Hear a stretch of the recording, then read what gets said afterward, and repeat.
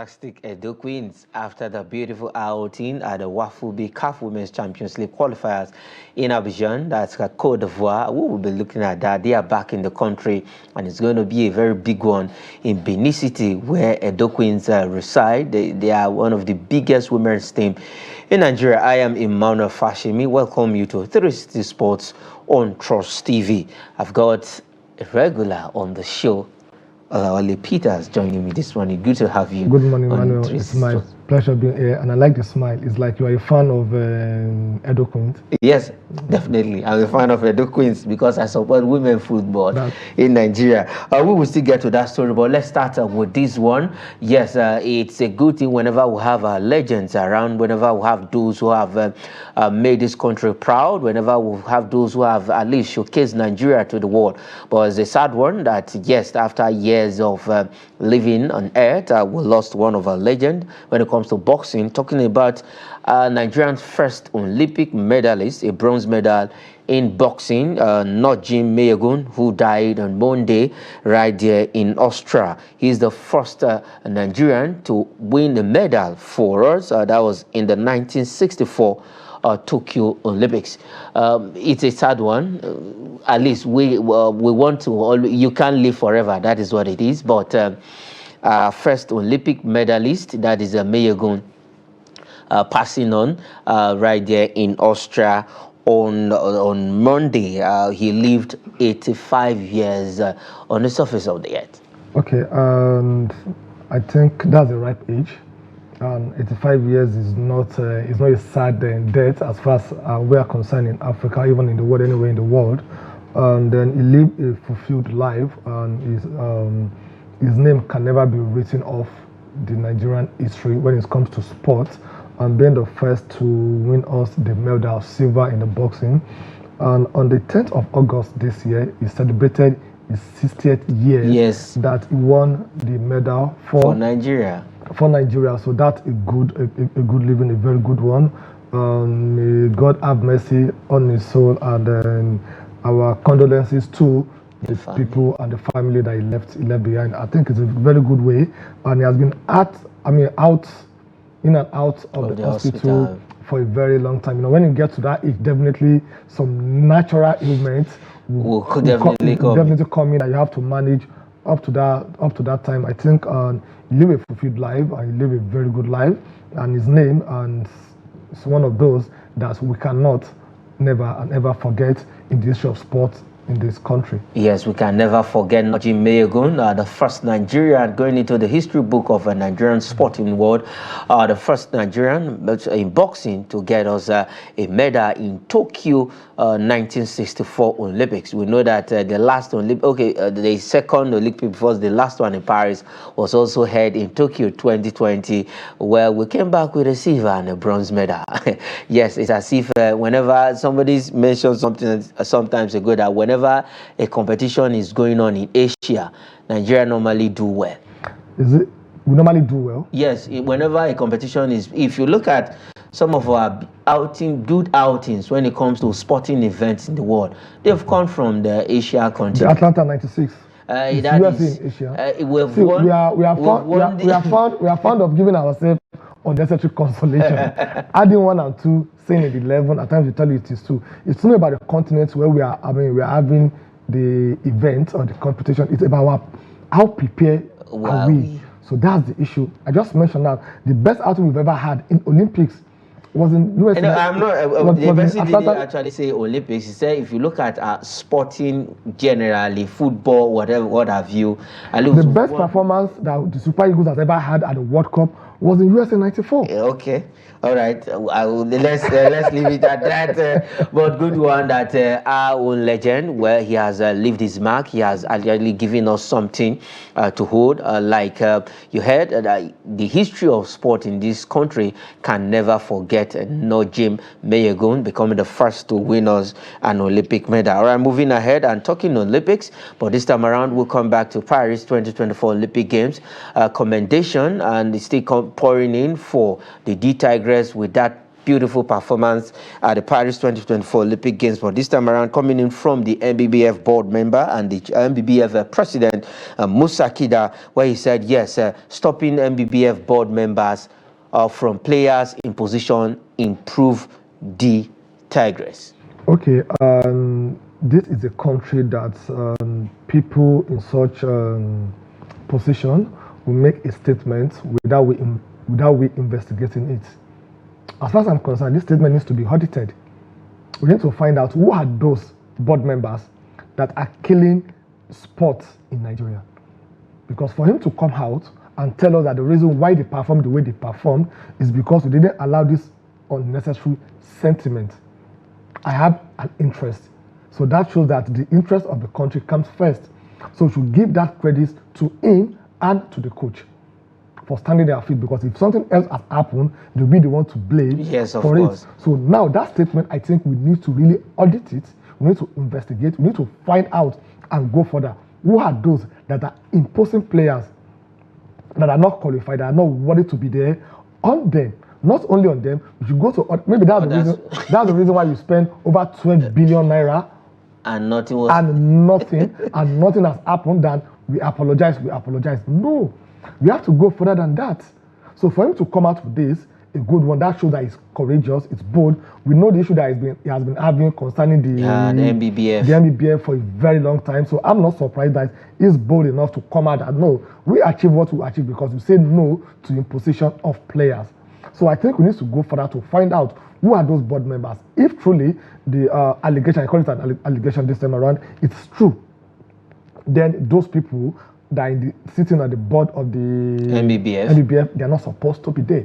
But the problem is, we've never seen any sporting administrator in this country, either sports or whichever, being punished. We've seen some sporting, and let's just streamline it to sports because we want to go wider. We might not leave the show now. No, because I've looked for the past years. No sporting administrator in this country have been punished for one everything or the other. Like like you mentioned that this statement need to be audited and go further. Even though we find out, do you think those persons who are responsible for it, not only in basketball, because other sports also, like an area of interest, you mentioned that this is my brother, we're from the same place, what have you, some will do it because of maybe money, and if we want to look at it, none has ever been punished. Okay, I'm not going to blame those that are getting away with it. I'm going to put part of the blame on us, we the journalists, the sports analysts, because after this statement, everybody will keep quiet. There is something that we need to keep on repeating. This is something that we need to keep on letting people know that one of the reasons why we didn't perform very well is because we have players in position. Now, that players in position doesn't mean it is only in basketball, football, badminton, athletics. Let's check the credentials of everybody that participated at the Olympics. What is their qualification? What is their pedigree? How did they get into the camp? So these are the things that we need to look into before we start preparing or talking about going for the next Olympics. That's the truth. If need be, if they need to disband the current Nigerian Olympic Committee and OC, they should disband them. They should just go away. We find some other people to come in that understand it. So people are getting away with it because we've not really come out to say, okay, you are the one that imposed Emmanuel Fashew to go to Olympic and represent Nigeria without having the qualification. If I go there, I'll come back with it. So I don't think you get the point. So we need to narrow it down to the individual that imposed the players, to the individual that represented the country. Of course. Then from there, we can, because based on allegation, we cannot do anything. Everybody is what? You are innocent until proven charged. So we have to prove that they are really guilty. That's why I said we don't need to just go back on this statement that, oh, okay, players in position. The first thing is, they should be invited. Okay. Who are those board members who are trying to impose players? And who are the players that they imposed? From there, we go to the board members. From there, we go to the players. From there, we ask around. And one of the reasons what normally demotivates a team is when you see a particular player playing and other team member knows that you are not supposed qualify, to be there. You're not qualified. You're not fit to be there. It's like you have a team. Let me use football, which is the beautiful bride, for example, that everybody will understand. You have someone like Erling Haaland as your striker. You have Anthony of Man United. Both are the striker. You want to play a 4-4-2 formation. You want to play 4-5-1 formation. You need only one striker. And you now said, oh, Erling Haaland, please go to the bench. And Anthony, come in. How do you think other players will feel? Because it is very obvious that no, this is based on sentiment. So that is the same thing that will happen to most of these players that they knew how they suffered before they got to where they are right now. But so you just come like a day or 2 days. People like that, even when they open the camp, they will even go to the camp to go and prepare because they know they have a godfather. So godfatherism in sports needs to be totally eradicated. Okay, definitely. Totally eradicated. We just have to get it right. Politics and football cannot strive. You just have to let politics. And then our administrators, our politicians, our leaders need not to use sports as a compensation ground. Get those who know what sports is all about. All right, moving ahead on the show, let's talk about the Wafubi CAF Women's Champions League qualification, where Edo Queens did so well, 100% outing in Cote d'Ivoire, but they are back in the country. They landed yesterday, Monday, in the country, and they will be having the parade, Edo Queens to hold trophy parade in Benin City. And let me use this opportunity to also say we commend Edo State government, the Edo State governor, for actually supporting this team. But these girls, they did so well in Cote d'Ivoire. Yeah, a good one to the state government for seeing sport as a business and seeing sport as an avenue to bring people together, because as far as we're concerned in terms of sport, it's the only avenue that we have in this country, even in the world, that when it is time for it, you don't talk about your religion. At all. You don't talk about maybe you are Hausa, Igbo, Yoruba, Nupe. Nobody talks about it. Everybody look at the joy that is bringing on. So it's a way of bringing people together. That's what the Edo State government have been really doing concerning the Edo Queen. So for the Edo Queen, I think they should try as much as possible to surpass what River Angels did and what Bayelsa Queens did also, because those are the first two Nigerian women that went for the CAF Champions League. So they should try as much as possible to surpass what they've really done. For now, they deserve the recognition, they deserve the enjoyment, but they shouldn't forget that the great task is ahead of them. So let them enjoy a little bit, let them go back to the drawing board, let them look at all their opponents, especially when it comes to the issue of finance. The estimated amount that a club normally spend when they are playing the regional competition. Not even the regional competition. The continental games. It's almost 50 million naira per match.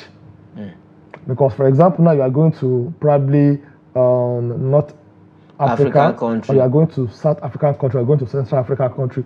You can't go by road at all. You have to go by flight. You travel, and we know the cost of a flight in the country right now. And so that means we're going to spend the money to and for almost 20 players. So it costs a lot of money. Their match allowance, their match bonus, their welfareism, their feeding, their accommodation. It's a lot of money that is involved when it comes to this. So that's why you continue to say we can't leave this to the government alone. Now, for the group stages, they're going to play 3 matches. They're going to play 6 matches, 3 away and 3 at home. So if estimated amount as at last competition was 50 million per match.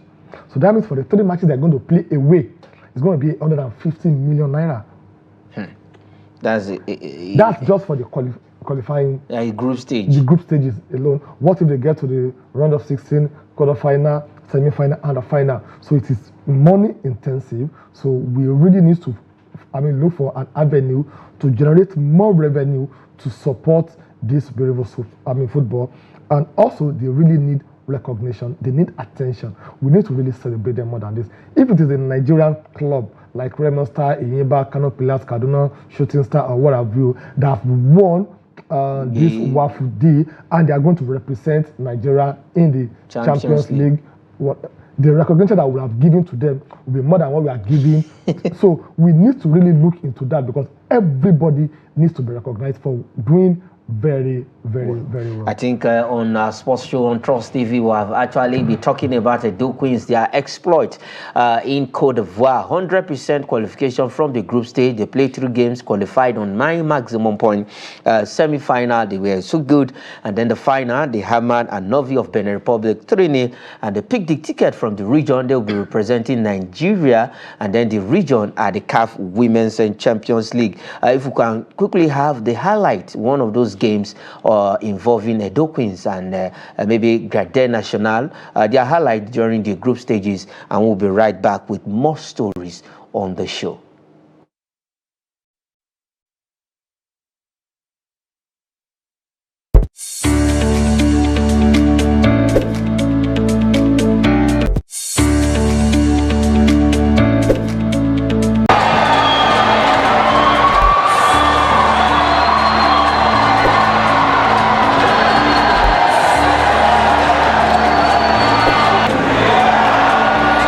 Le temps additionnel est de 4 minutes. The additional time is 4 minutes.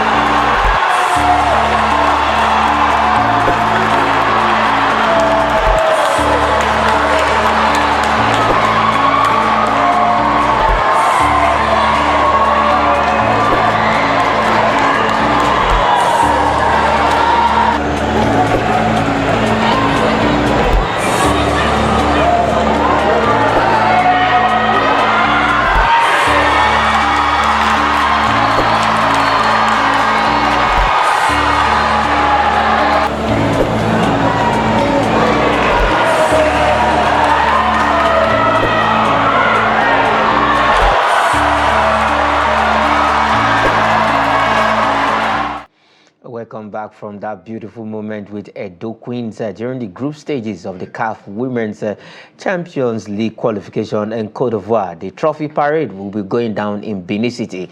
Good one from those girls, and they just need all the support what they can get right now to do well at the CAF Women's Champions League that will be coming up in Morocco. So they still have a big task ahead. But like you heard, Lawale Peter said, they should just enjoy the moment, but don't be carried away. That is the advice. Now let's move away from that story and go to the big one. Yes, just popped up. It's a good one. Finally, someone said that finally, at last, we can breathe. Let's see how far we can breathe with this news. NFF appoints a new Super Eagles coach, and that person is no other, the German tactician himself, Bruno Labbadia, as the new Super Eagles coach. After waiting for more than the last time, we can look at it, when did AFCON have come and gone, and for months, the Super Eagles were playing without, in fact, had no coach, and we have a new man on board. Yeah, we have a new German with a combination of Portuguese and Italian name, Bruno Labbadia. So let's see what is bringing on board. However, I have my reservations. Please. I'll be honest with you. Number one, on the 1st of July this year, I recall vividly, the Minister of Youth, Minister of Sport and Development said he has tasked the NFF to get us a world-class coach. Now, the first question is it a world-class coach that kept us waiting for 5-6 months? We are talking about a coach that has never, ever coached a national team before. Aside club football. There are big difference between coaching a national team and coaching a club. When he was at Leverkusen, Stuttgart, Werder Bremen, all in Germany, as a club coach, you can tell your board, you can tell your owners, I need a player. It's all about buying the players. So it's all about buying the players. They make it available, like the likes of Pep Guardiola. I need this coach, Jose Mourinho, I need this coach, and Alex Ferguson. They need these players, rather. They get the players. They buy the players. So it's different from a national team coach that you don't buy players except the players that are available that you make use of. That's my number one worry about him. Number two, we are talking about a coach that has never stepped his foot on the surface of Africa. It doesn't understand. Because he beats. It doesn't understand how the game of, because what you play in Europe is different from the way you play in Africa. We are more of physical game. Football in Africa is about strength to strength. And even in Africa, it depends on your opponents. If you are playing the North African teams, the way you play them, their style and pattern of play is different from when you are playing Western Africa, a West African team, or you are playing a Southern African or a Central African team. For example, if you are playing Morocco, Egypt, Algeria, Tunisia, for example, you can't play the same pattern you are playing when you are playing with Senegal, Cote d'Ivoire, or our junior. No, not our neighbors, our junior neighbors. That's the Ghanaian team. You can't play the same style when you are playing them. So we're talking about someone that have never done this before. What we are looking for is tested and trusted. We just woke up to the news, they've gotten us a coach. How? What is the process involved in shortlisting him as a coach? We've had this conversation times with Labbadia. We have to be open in the process. We have to know how many people were shortlisted. What are the processes they went through before you arrive at. Now, let's ask them this question. What is the process they use in appointing him? What makes them think that he has the pedigree, he has the experience, the competency to manage Super Eagles? We are having a match in the next how many days now? It's not far from about now. 2 weeks from now. And we are just appointing a coach right now. So we are not ready for football business in this. We are not ready at all. Okay, we had some times ago names like Jason Addison, who also confirmed that yes, he's in talks with the NFF. And sometimes ago we also heard the NFF was going for Hava Renard, a man who understands African football. He has been there, Zambia, Cote d'Ivoire. Now, for Labbadia, like you mentioned, looking at some of these downsides that from the perspective of the NFF in appointing him. Now let's look at his qualities. We look at Bayer Leverkusen, Stuttgart. As a player, he didn't really play much as a player. He played with Bayern Munich, and I think he won the German Super Cup. That was in 1994, thereabout. How well do you think he can make good use of the crop of players we have now in the Super Eagles? Well, I'm not going to write him off totally. However, my expectation will be very low. Okay. My expectation will be very low because coaching is all about experience. That's the truth. And if we're talking about experience this time around, we have to narrow it down to the job itself. We need a coach that understands how national team works, how they play. We need a coach that understands the African football, the challenges, how to navigate through those challenges. That is what we really need. So we don't need a coach that, because it's not even, I'm sorry to say this, it's not a top grade A or grade B coach. This is more like a Pro Max of Guinness Roy. It's a Pro Max of Guinness Roy. Guinness Roy is better. Guinness Roy is better. Yes. So now we are saying that the issue of the predecessor, better than successor, is happening again. Oh, I can't say that for him because I've not seen him. See, Emmanuel, let's call a spade a spade. Saturday, that would be good. You know.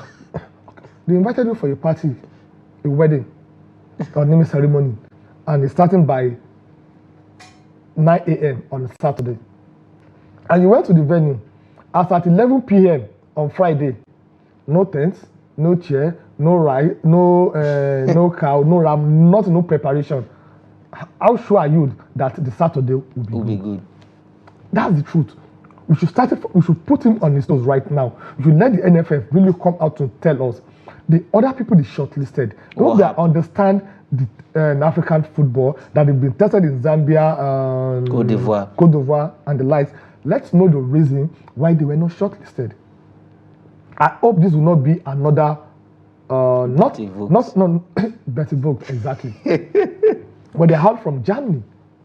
So I think sincerely, this is not what I'm expecting.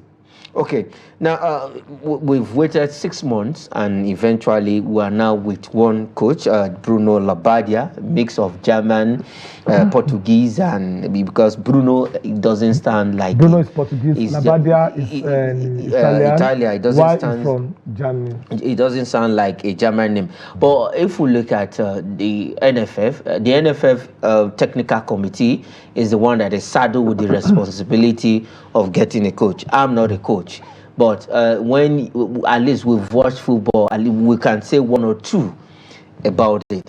For Labbadia, the NFF technical committee, do you think they made a wise decision now, or is it because people are saying, "Oh, give us a coach, give us a coach"?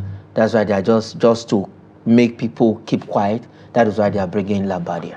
Okay, to start with, with due respect to Bruno Labbadia, I'm not saying he's not a good coach, but I don't think he's the right coach that we need in Nigeria to coach the Super Eagles. However, he can come and prove us wrong. That's number one. What NFF needs to do, before I say either they made the right choice or not, we're waiting for almost 6 months, and this is the best they will give us. That I will tell you, it's a wrong choice. Okay. However, for us to really hit the nails on the head, on the head, we should now come out with a clear communication. How they arrive at him as the best coach for the Super Eagles. What are their reasons? That's number one. Number two, what are the expectations from him? What are the terms of his contract? Is he on permanent basis? Is he on contract basis? Is it to see us through the qualifying stages? Or is it going to be for a year or for 2 years? Nobody is aware of that. The communication that came is very, okay, we want a coach, we're giving you a coach. No, we need details of the contract. We need to know the terms of the contract. Is it coming to only qualify us for the Nations Cup? Can we? Well, football, everything is possible. I mean, anything is possible, because I don't see the reason why we maintain a coach of his CV if we did not win our next 2 matches, which will come in the next 3 weeks, in the month of September. So that's why I said they need to come out with the terms and conditions of his contract. If it's going to be okay, take us through for 6 months on probation. After the 6 months of probation, after you qualify us for the Nations Cup, take us to the Nations Cup, qualify us for the World Cup. If it is that, then we can start analyzing, maybe it can go further or not. But now, all of us, we are blank. Completely blank. Okay, let's look at the Nations Cup qualifiers because that it will be coming up in the next. We are counting days, and the camp will be open on the 1st of September, right there in New York. If we want to look at the Super Eagles, we are in the same group with those Benin Republic, Rwanda, just the same way we are for the World Cup qualifiers. Can we really get out of this group this time around? Because already in the World Cup we've played 4 games, 3 draws, 1 loss, and we've lost. That is, we need maximum 12 points if we want to go to the next World Cup in Mexico and USA. Now, looking at the crop of players with this coach coming in, how well can he get the best out of these players, and can we qualify for the Nations Cup? Okay, the first question, let me take it from the last question. That can we qualify for the Nations Cup? Capital, yes. Okay. We have the resources, we have the players. It is not a problem. But what we've been lacking in this country is to have a good coach. And what is the work of a coach? Is a manager that understands the players and the opponent and use his expertise to the advantage of the players of your team and to the disadvantage of your opponent. That is what we want him to come and do. We are playing Rwanda. After Rwanda, we are playing Benin Republic. So what are their strengths? What are their weaknesses? What is our own area of strength? What do we need to really look into? You can't tell me that we cannot win our next 4 or 5 matches without losing. We have what it takes. So it depends on the formation. It depends on his style of play. So that is why I'm a bit worried about someone that doesn't really understand anything about national football, about African football, and we are playing with, if I'm in the position, I will look at players that are more of strength and energy to play against Rwanda and the Benin Republic. Okay. Because you need that physical strength to really outweigh them.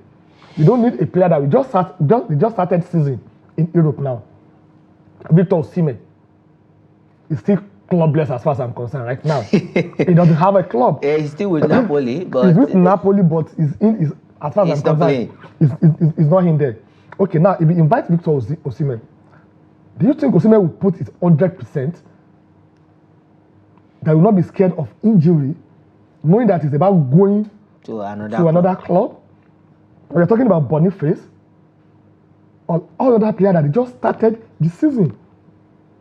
That they'll be very careful. If anything happens to them, African football is very physical. You get injured, it can take you 2, 3, 4 months before you get out of it. And what happened to your season? Your season has ended. So that's why we are talking about we need a coach that understands this very well.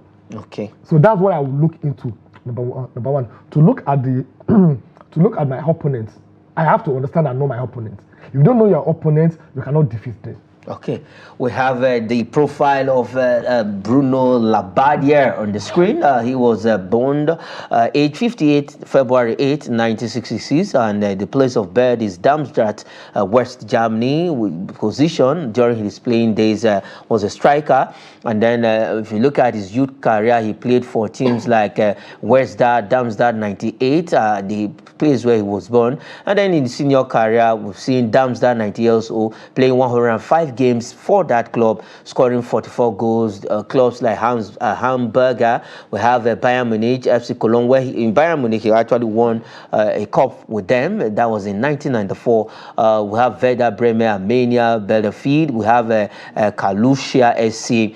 And the international career, he played for the German under-21 team with 6 caps and 3 goals to his name. And then for the senior national team, just 2 games with 0 goal. And then if you look at his managerial career, he started in 2003 with Darmstadt 98, where he played as a player and came back to coach for about 3 years. He was there, and then he moved to Greuther Fürth FC. We have Bayer Leverkusen, where he coached from 2008 to 2009, and then went back to Darmstadt 98, Greuther Fürth, Bayer Leverkusen, Hamburg, VfB Stuttgart, Wolfsburg, Hertha Berlin, VfB Stuttgart, and now he's in Nigeria. No national team on all of this managerial career, all in club football. And what I have, another thing I noticed, he's just rotating within the club where he played and where he coached before. He will go, come back, and that is what the Super Eagles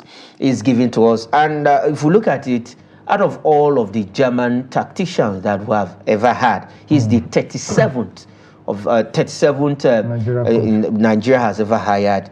And if we look at some of the Germans we have, the last we have was Genetra. And we know Genetra, what he did for us, qualifying us for the World Cup. One of the best countries that qualified for the Russian 2008 World Cup. Cannot take that away from his CV. Can this man surpass what Genetra did for the Super Eagles? Okay, you're talking about a coach that managed 9 teams, all in Germany, and on 7 occasions he spent only one year in 7 of the 9 clubs that he has coached. Is that not a red flag for you? Is that not a red flag for you? So look at his profile. There's nothing to be happy about. As I'm talking about Super Eagles, the giant of African football. So that's the truth.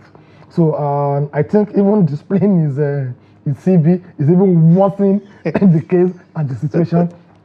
No, it's for Nigerians to know. As far as I'm concerned, so can he surpass Garnet Roy? Save this recording, save this conversation today for reference purposes. It can never. Okay. It can never succeed. Bruno Labbadia, you have a big task with you. You just need to get us to go to the World Cup and Nations Cup, even win the Nations Cup. Well, we are still waiting for that contract, as in what is embedded in that contract, what this contract all involved. But what we are getting from the Glass House is that they have appointed Bruno Labbadia as the new Super Eagles coach. We are waiting for the NFF to release that contract, the statement, and everything that is involved in that contract. Let's see, let's know what. Whenever he's going wrong, we can hold him responsible that this is what is stated in your contract, and then we'll take it off from there. But for now, the Super Eagles will just have to wait to work with their new manager, their new coach, because we have few days to the commencement of the 2025 AFCON. And talking about the 2025 AFCON, that will take us to the next story. This time around, we're looking about two players who started the season on a very good note. That is Alex Iwobi, and Wilfred Ndidi are set for the qualifiers. We are having our game in Uyo, and then we'll play the second game away. These two players started the season well, one with Fulham, Iwobi with Fulham, and Wilfred Ndidi, the first game of the season against Tottenham. It was so superb in that game where they played a 1-1 draw, and both players met last weekend, and Fulham beating Leicester City 2-1. Okay, I'm not one of those that judge a player's performance at the club level with national team level. Okay. For one reason, the role that they play when they play for their clubs is different. At times, it's totally different from what they play when they comes to play for their country. So it is not apple for apple; it's apple for orange. So that is where the problem lies. But if you allow Iwobi to play his game the way he plays for Fulham, give him a free role. Give him a pivot role. A pivot role, a free role. Allow him to move freely, to distribute the pass, to control the game, to control the tempo. I think he will do very well. If you notice very well, our first match at Uyo that we play against Lesotho, he played very, very, because he was given that role. He was given that opportunity. So that indeed we know him is a DM, defensive midfielder. Indeed, he has changed. No, he's not a good scorer. allow him to play his natural role, because we have to be defensive minded. Yeah. I see no reason why we have the likes of Ndidi and Onyeka to hold our midfield, to play like box to box. So what they need to do is to make sure that they act as the bridge between the defense and the midfield, between the midfield and the attackers. So if we can have that, I don't think we have any problem. Like I said earlier on, we have the players. We just need a coach. We just need a coach that understands these players, that understands our opponents, that understands what we are doing. And don't forget, like I mentioned also, Wobi started very well. He scored last time, his last match. Now he wants to improve on that. Yeah. So if you come to national team to play against Rwanda, 90% of them are playing local leagues. And you know what that means? They want to mark him in and out. The first kick, the second kick, the third kick, what will happen? Yeah. I'm not going to blame him. You have to be very careful, because if he goes with injury, it's going to be a problem for his career, for his future. So people like Iwobi and co, I'm not saying we're not going to play them, but we should also have an alternative that, okay, if we didn't play Iwobi as a pivot, who do we have, even in our domestic league here at home, that is very, very creative, that can be an opportunity for him to come out and shine. So, and that can only happen if you have the reason why Bonfejo and Westerhoff are the most successful coach that we had in the history of this country football, is because they are more of home-based Nigerian than foreign-based Nigerian. Yeah. They stay in the country, they watch our local leagues. Most of these players that we are talking about, okay, now, put the Nigerian sets of class of 1994 and all what the player that we have now. Who among them? Start from the goalkeeper. Have you gotten a replacement for Dodo Mahana?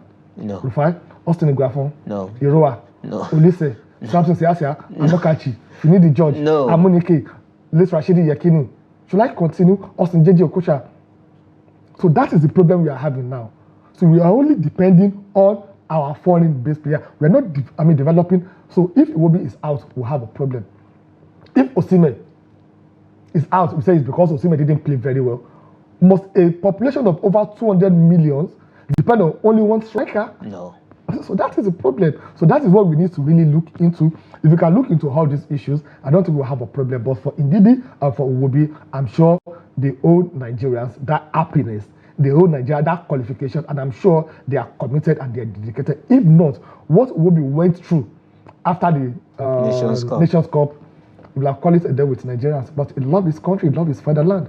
Okay. So I so much believe that they will come in and give their best. But however, we should have a plan B.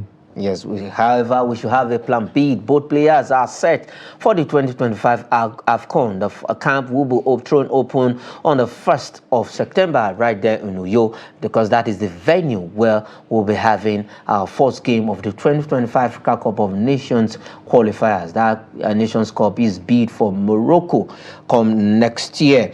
All right, let's leave that story and go to Colombia. Yes, the Falconets are preparing for the 2024 FIFA Under-20 Women's World Cup, and the NFF arranged two Grade A friendly games for them. One they've already won; they defeated Australia, and the second game that was played at early hours of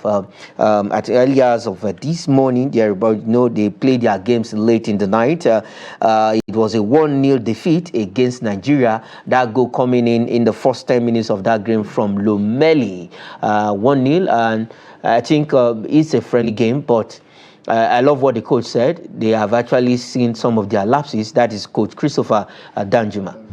Okay, it's a very good one. And for me, when you are preparing for a tournament, it's not good for you to even win all your matches. Because once you do that, you feel so comfortable. You feel as if, oh, I've won the competition already. But in a situation whereby today you are drawing, tomorrow you are losing the match, it gives you the opportunity to go back to the drawing board, to sit down, to sit back, to look at, okay, what are the mistakes that I really made? Is it because of the lack of communication among the defense? Is it the goalkeeper error?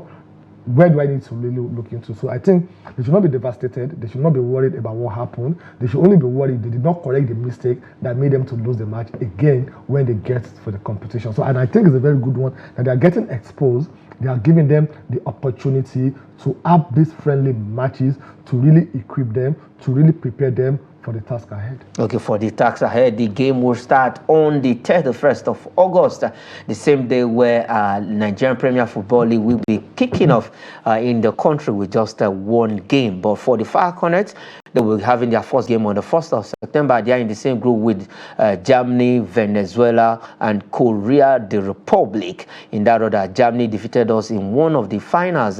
Nigeria have been to the finals twice, in 2011 and 2014. All right, let's go straight to Europe. There were games played last night in the top three European leagues.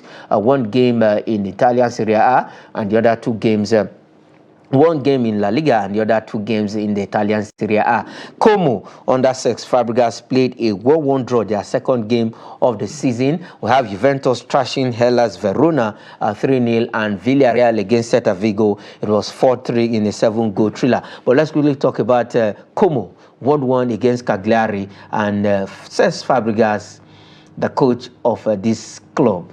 Okay, a good one for him. He lost his first match and he drew the second one. So I think it's like they are welcoming him to the Serie A, which I don't think it's a bad result for him. And for people like Fabregas and for his team Como, what they need is survivor. They are not going to compete for the Scudetto. They are not going to compete to play in Europe. There is to make sure that they didn't go back to where they are coming from. And how will they do this?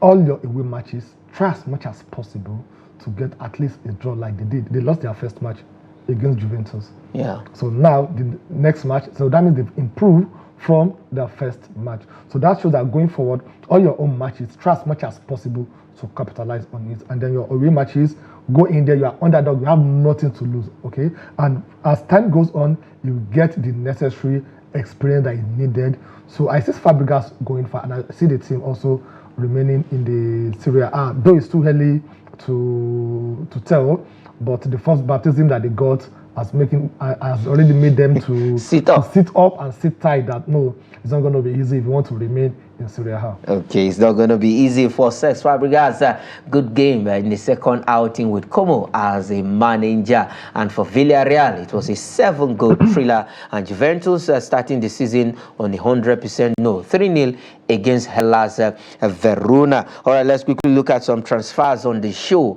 Well, before coming into the studio, I had a chat.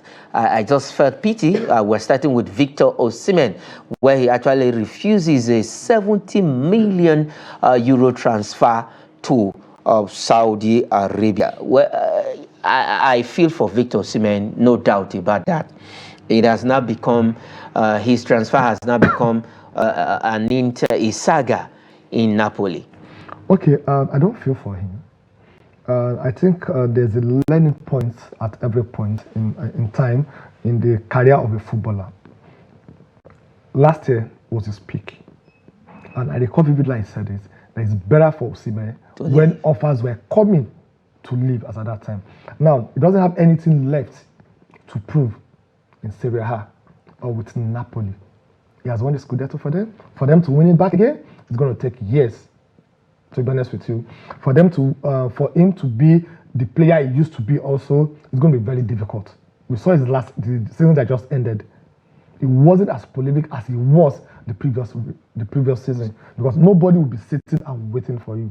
So I said I didn't pity him because he still have opportunity. He has the opportunity of playing for the best club in London, one of the best in England, and one of the best in the world. But he shouldn't allow the love for money to overshadow his career growth. Okay. He shouldn't allow that. So that's why I said his career is not over. That's why I said that I don't have any pity for him. He has the opportunity of either going on loan to Chelsea and have a reduced wages. Is it a must to collect 500,000 per week? Per week? Who is collecting that? Okay. We are not Erling Haaland. We are not KDB. Okay, for Victor Osimhen, right, before we just take this one and we'll not react to that, but keep Ademola Lookman. That is what Fabio Capello is telling Atalanta Bergamo. All right, that is where we'll be leaving it on the show, 360 Sports this morning. Thanks, Olawale Peters, for joining us on the show, and I believe Victor Osimhen must heed to advice. Thanks so much for having me, Emmanuel. I'm very sure Osimhen will bounce back. We'll see him in Premier League. We still have about 4 or 5 days before the transfer window ends. He knows what he's doing. Napoli knows what they are doing. Chelsea to know what they are doing. Okay. All right, that is it on the program 360 Sports from Trust TV. I am Emmanuel Fashimi. Say thanks for watching.